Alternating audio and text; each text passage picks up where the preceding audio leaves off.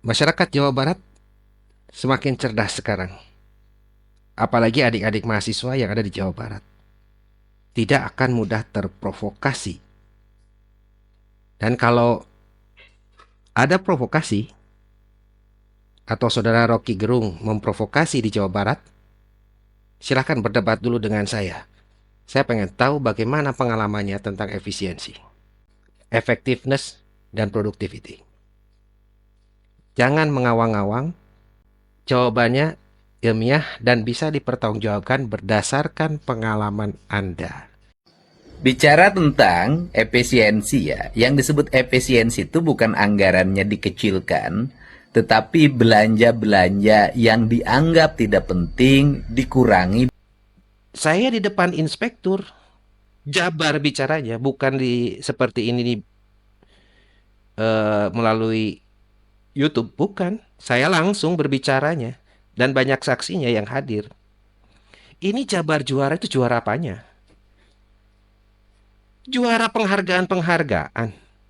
Masa kalah sama olahragawan, sama Koni tuh, Koni Jabar. Saya ngomong begitu. Kalau namanya juara itu ada piala, ada kompetisinya yang jelas, menang dapat juara itu. Juara itu ada pialanya, bukan penghargaan. Dan penghargaannya nggak jelas lagi, nggak ada manfaatnya bagi masyarakat. Artinya jabar juara itu bohong-bohongan itu. Buat apa? Ada ribuan tenaga ahli jabar juara. Kalau 20 instansi, saya hanya baru satu ini, tentang kedaruratan bahan berbahaya dan beracun, itu bisa melibatkan 20 instansi terkait di Provinsi Jabar. Saya nggak lihat itu ada tim ahli jabar juaranya yang muncul.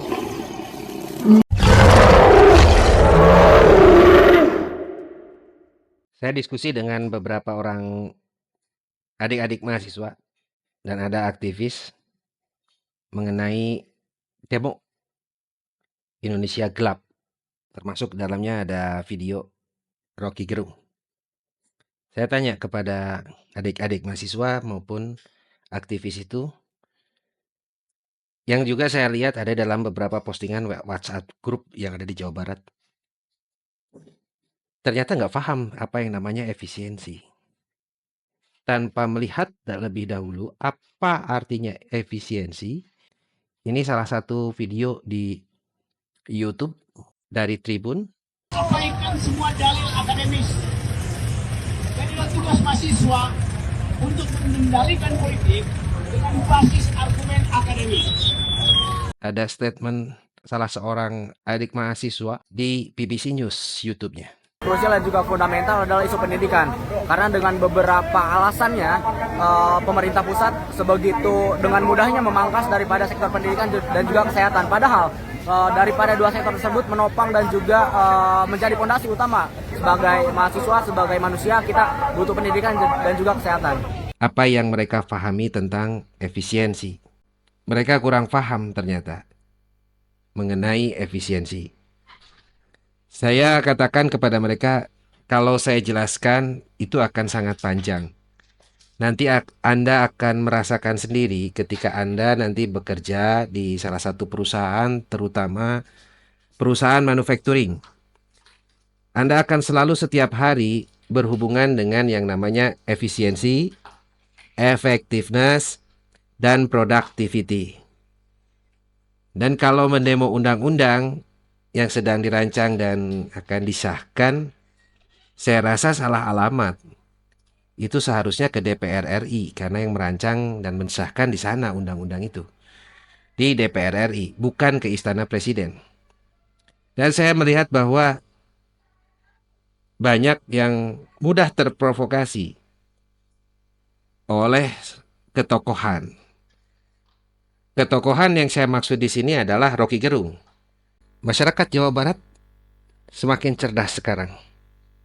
Apalagi adik-adik mahasiswa yang ada di Jawa Barat. Tidak akan mudah terprovokasi. Dan kalau ada provokasi, atau saudara Rocky Gerung memprovokasi di Jawa Barat, silahkan berdebat dulu dengan saya. Saya pengen tahu bagaimana pengalamannya tentang efisiensi, effectiveness, dan productivity. Jangan mengawang-awang, jawabannya ilmiah dan bisa dipertanggungjawabkan berdasarkan pengalaman Anda. Bicara tentang efisiensi ya, yang disebut efisiensi itu bukan anggarannya dikecilkan, tetapi belanja-belanja yang dianggap tidak penting dikurangi bahkan dihapus. Belanja perjalanan dinas yang dianggap tidak penting dikurangi atau dihapus. Belanja pakaian dinas dihapus. Kegiatan seminar-seminar, sosialisasi-sosialisasi yang hanya bertujuan untuk menyerap anggaran dihapus. Kegiatan-kegiatan rutin seperti pembelian ATK, kemudian kelengkapan-kelengkapan kantor yang dalam setiap tahun jumlahnya cukup besar, itu juga dikurangi karena sudah abadnya abad IT, teknologi informasi berbasis digital.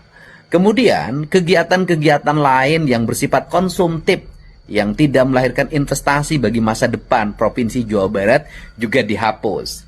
Total penghapusan dan pengurangan belanja yang tidak penting itu hari ini mencapai 5 triliun. Mudah-mudahan bisa mencapai 5,5 triliun atau 6 triliun. Selanjutnya uangnya akan diarahkan untuk apa? Uangnya akan diarahkan untuk satu, membangun infrastruktur jalan provinsi. Sehingga diharapkan dalam 2 tahun ini jalan provinsi ini selesai, diperhalus, diperlebar, diperkuat. Menyelesaikan jembatan-jembatan yang sudah lama berpotensi ambruk. Membangun jembatan-jembatan gantung di seluruh Jawa Barat agar anak-anak sekolah itu tidak mengalami problem sampai berenang ketika sekolah.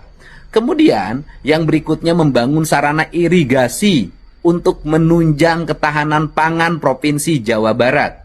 Melakukan reboisasi, membeli tanah-tanah strategik seperti tanah-tanah yang di dalamnya mengandung kandungan air atau menjadi sumber mata air. Membuat kerjasama penghijauan dengan VTPN untuk meningkatkan ketahanan ekologi dan ekosistem di Provinsi Jawa Barat. Membangun puskesmas pembantu, puskesmas, mengembangkan rumah sakit, meningkatkan jaminan layanan kesehatan bagi seluruh warga Jawa Barat agar mereka bisa berobat dengan baik dan yang tidak mampu dibebaskan dari kewajiban membayar rumah sakit. Kemudian meningkatkan jumlah SMA dan SMK agar anak-anak Jawa Barat bisa sekolah. Membuat ruang kelas baru bagi sekolah-sekolahnya yang kekurangan ruang kelas. Memperbanyak pembelajaran dan sertifikasi ijazah paket A, B, dan C agar seluruh rakyat Jawa Barat melek terhadap pendidikan. Membangun rumah rakyat miskin dengan alokasi 40-50 juta per unit rumah dengan desain yang disesuaikan dengan karakter lingkungannya masing-masing.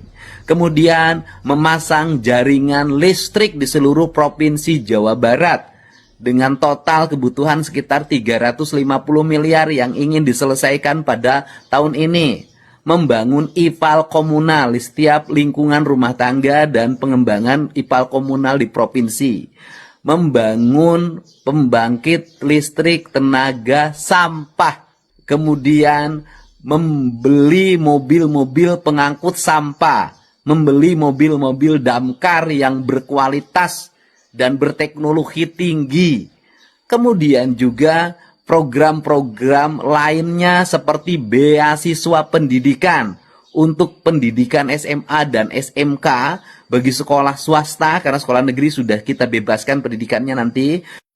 Termasuk di dalamnya juga kami siapkan beasiswa untuk santri yang tidak mampu, yang mesantren di Jawa Barat dan di luar Jawa Barat. Dan perguruan tinggi di sekolah-sekolah ternama dengan fokus pendidikan beasiswa di bidang engineering agar lahir generasi teknologi yang mampu menggerakkan ekonomi Provinsi Jawa Barat menjadi kelas menengah industri. Ini adalah rangkaian-rangkaian kegiatan yang akan kami lakukan setelah nanti menjabat dengan Tujuan yang paling utama adalah merubah pola culture masyarakat Jawa Barat dari masyarakat konsumtif menjadi masyarakat produktif. Dan termasuk di dalamnya merubah pola perilaku birokrasi dari birokrasi yang menyerap anggaran menjadi birokrasi yang berorientasi pada investasi sumber daya manusia, investasi infrastruktur, investasi kesehatan, dan ke depan kita juga akan menambah investasi keuangan di berbagai sektor. Mudah-mudahan seluruh langkah ini berhasil. Kami mohon doanya pada seluruh masyarakat Jawa Barat. Lembur diurus, kota ditata, Jawa Barat istimewa. Beberapa orang yang nyinyir mungkin mengira saya sama, hanya omon-omon doang. Dari 16 Januari saya sudah katakan, Anda bukan Superman kepada instansi pemerintah, kepada Inspektur Jabar. Di sana hadir PLT, Kalak BPBD Jabar, ada Kabid, ada jabatan fungsional. Yang Anda nggak mampu, kami bantu. Tapi saya tanya juga ahli-ahli, para ahli Anda kemana?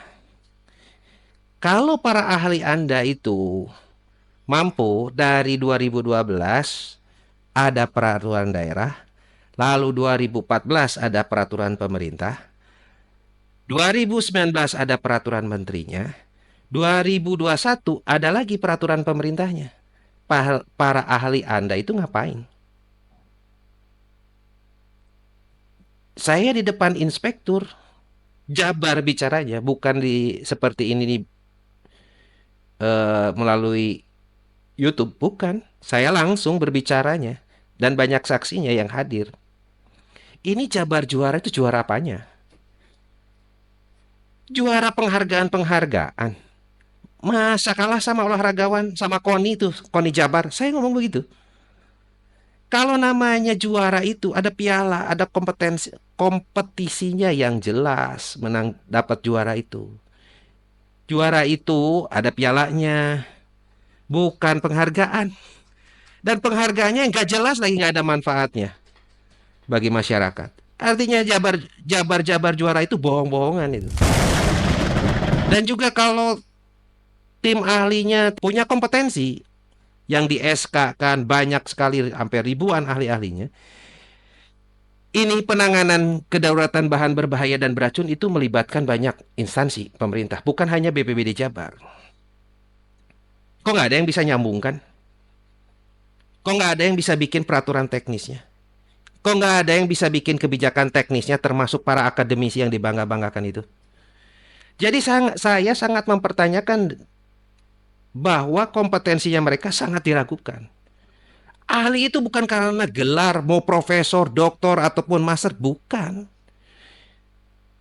Itu akademik, gelar akademik, bukan gelar keahlian. Ataupun menjadi identifikasi bahwa dia itu menjadi seorang ahli, bukan. Kenapa? Karena ada gelar doktor. Wah, dia sangat dipercaya ngomong. Ya, doktornya doktor apa dulu? Ternyata doktor tentang kolaborasi. Ya berbicara tentang kebijakan teknis yang ngaco. Atau ahli tentang kegempaan. Tapi berbicaranya adalah tentang emergency manajemen. Bagaimana pengelolaan kedaruratan. Yang ngaco. Saya mengkritisi ada 2 pergub.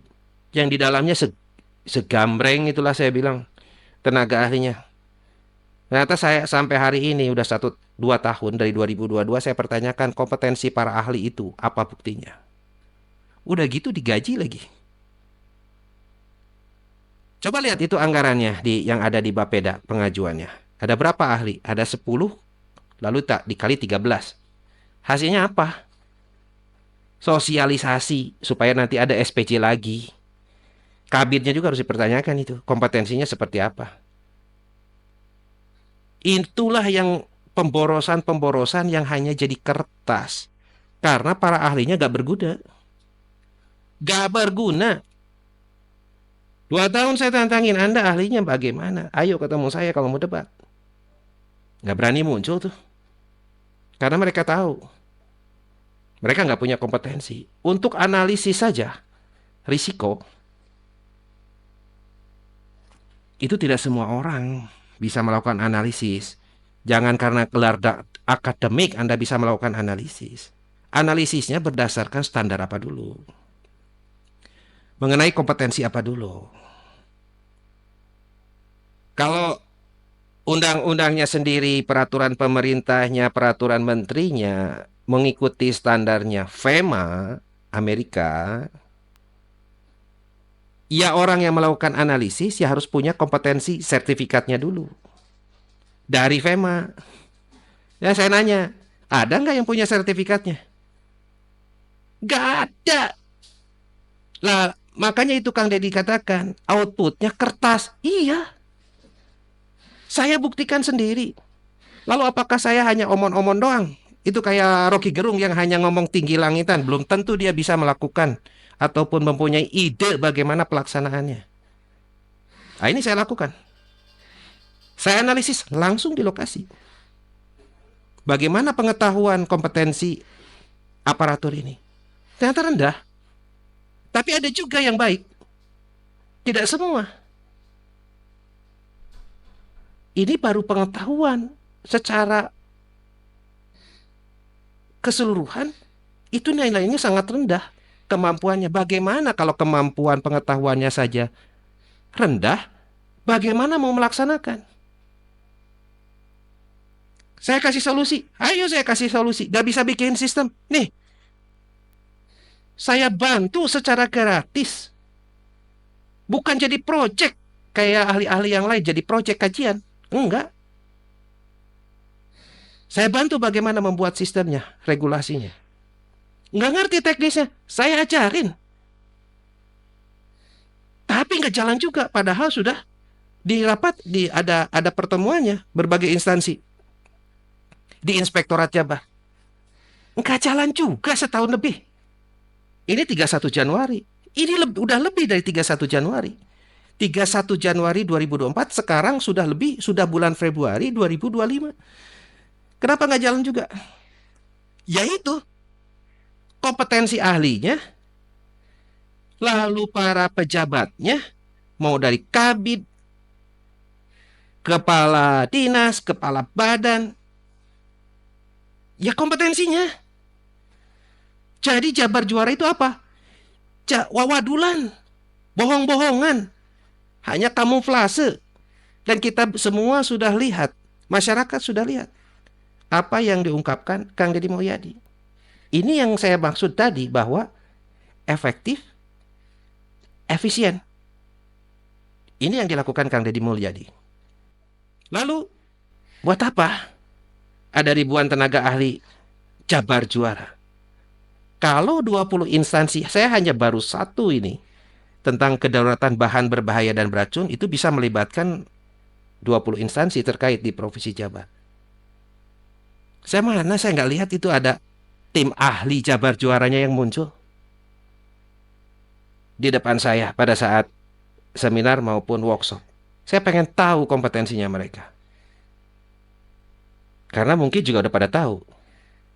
Dan PAT Kepala Pelaksana, Kabid, sudah tahu. Apalagi yang hadir pada saat itu, pada bulan September 2024. Ternyata yang bicara di depannya adalah yang memiliki kompetensi yang selama ini standar Amerika tersebut dicontek menjadi peraturan-peraturan dari tingkat nasional hingga ke tingkat daerah. Ternyata orangnya ada di situ, yang punya sertifikatnya. Jadi selama ini para konsultan-konsultan dan ahli-ahli